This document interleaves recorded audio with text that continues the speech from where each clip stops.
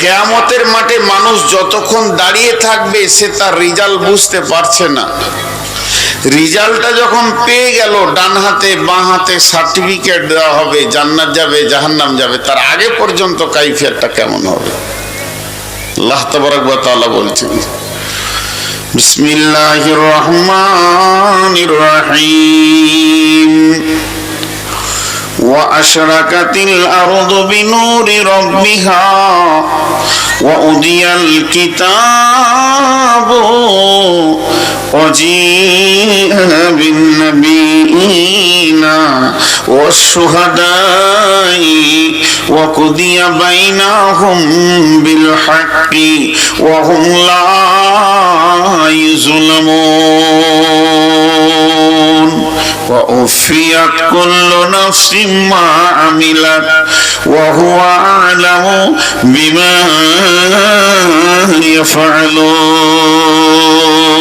يفعلون।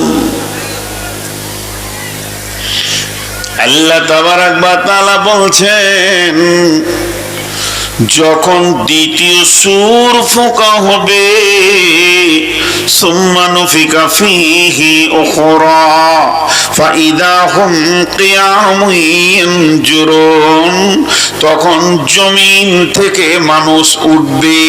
ওই জমিন থেকে উঠবে তো সেটা কেমন উঠবে?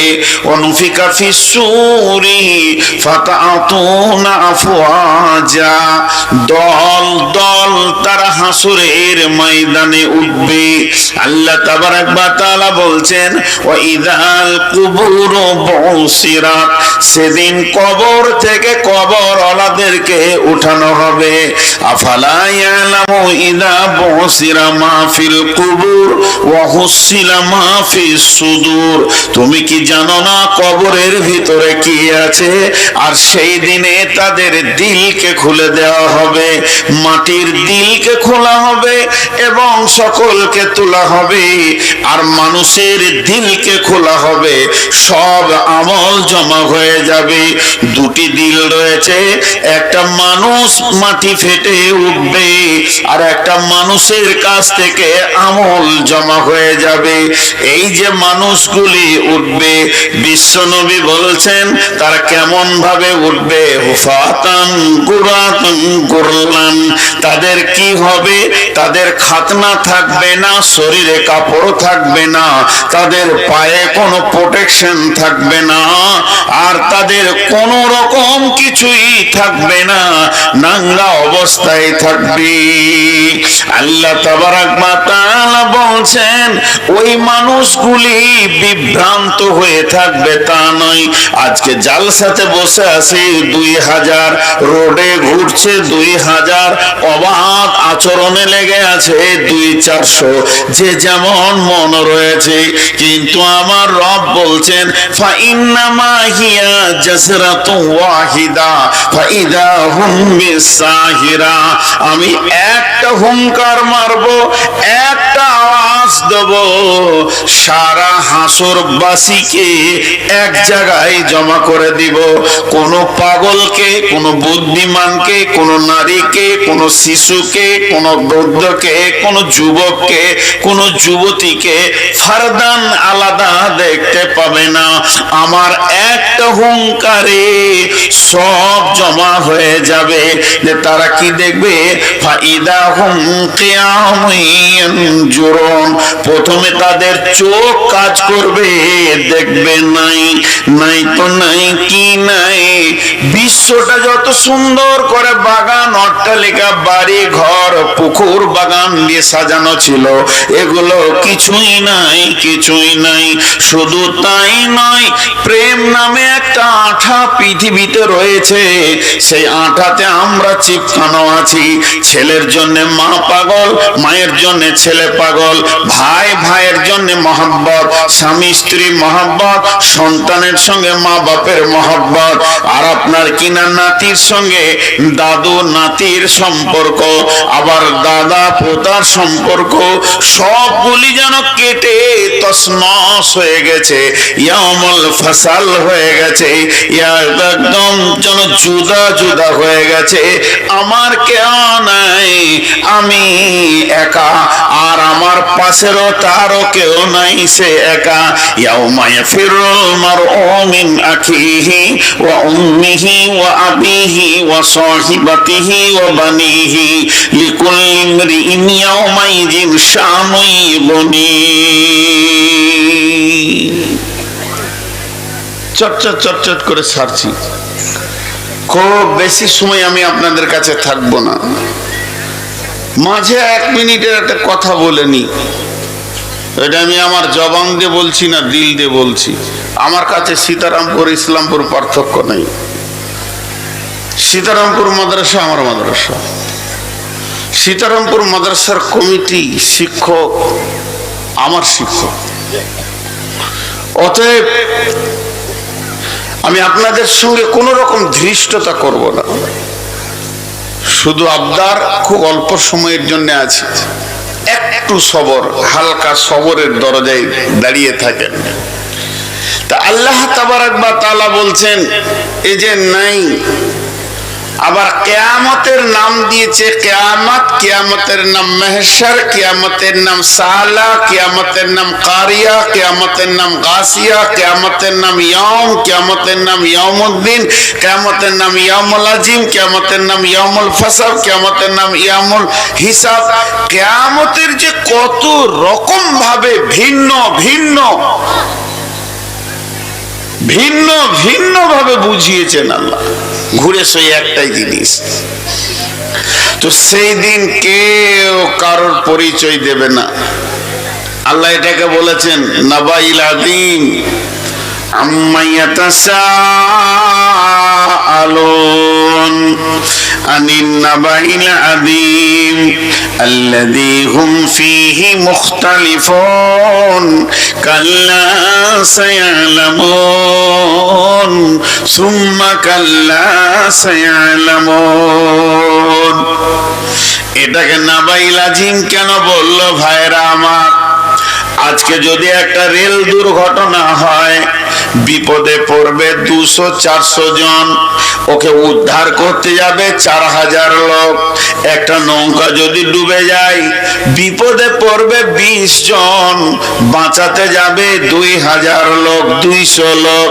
একটা বাসের দুর্ঘটনা হয়ে যাক, একটা বাইকের দুর্ঘটনা হয়ে যাক, বিপদে পড়বে 20 থেকে 50 জন কি 2 জন, আর উদ্ধার করতে যাবে 200-400 জন।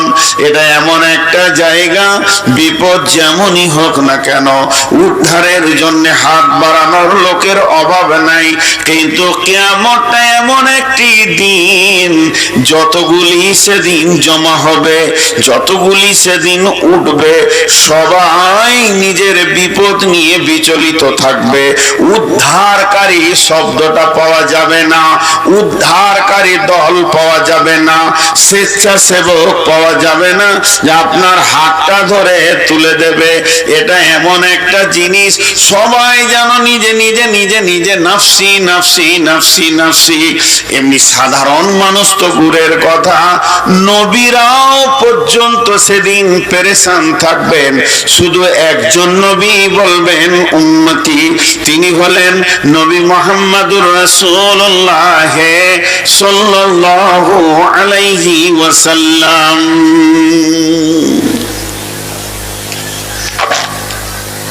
এর জন্য এটা নাবাইল আযীম, এর জন্যই এটা নাবাইল আযীম। বড় খবর। জি ভাই, ছোট্ট একটা জিনিস আমার বুঝে আসছে না, বর্তমান মুসলমানদের চলা ফিরা, উঠা বসা, লেনদেন, ব্যবহার, খাওয়া দাওয়া দেখে মনে হচ্ছে না যে কিয়ামত আছে, দেখে মনে হচ্ছে না যে ওর জিন্দেগির হিসাব ওকে লাগবে।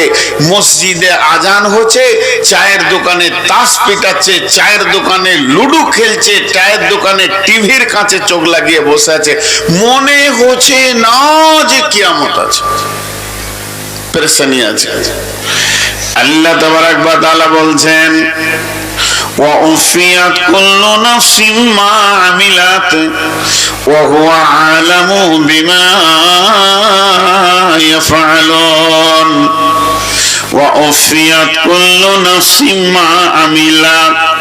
যতগুলি আত্মা কিয়ামতের মাঠে দাঁড়াবে তাদের আমলের পরিপূর্ণ বদলা আল্লাহ তাদেরকে দেবেন। আল্লাহ তাবারাক ওয়া তাআলা বদলাতে এতটুকু কম করবেন না, যতটা প্রয়োজন অতটা দিবেন। ওয়া হুয়া আলামু বিমা ইয়াফআলুন। তিনি এমন একজন আল্লাহ, আমি সারা জীবনে কি করেছি তার কাছে হিসাব আছে। আমার সারা জীবনের কোনো একটা জায়গা গোপন করার ক্ষমতা হয়নি।